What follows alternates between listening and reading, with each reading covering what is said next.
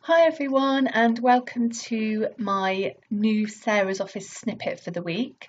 This week's is all about Excel again, and this one is regarding freeze panes. When you receive a spreadsheet from your colleagues, how often do you scroll down it and then realise that the headings are missing from the top? And where you've got amounts, you sometimes think, gosh, which was in which column? I can't quite remember. And whether you scroll down or whether you scroll perhaps across as well, occasionally you might have columns at the beginning that would be useful to be able to see.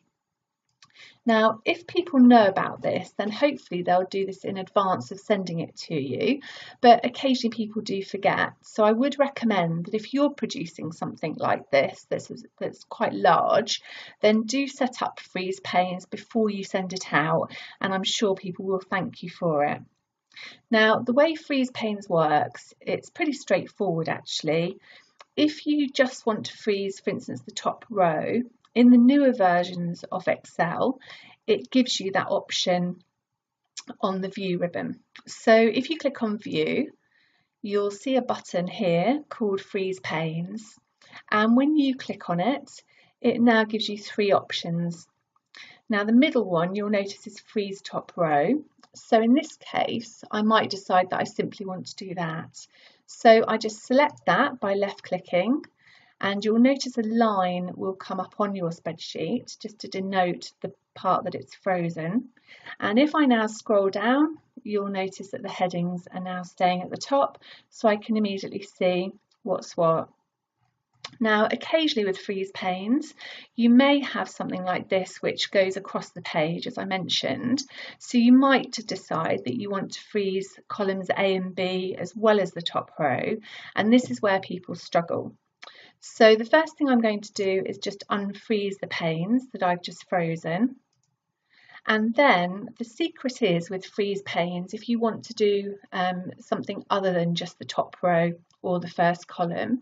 So if, for instance, I want to freeze the top row and the left two columns, columns A and B, the secret is that you need your cursor to be clicked on the cell below and to the right of the data that you want to freeze.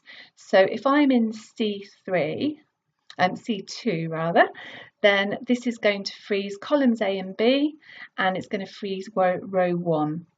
If I was on, say, this C3, then it would freeze everything above, so the top 2 rows and these columns here.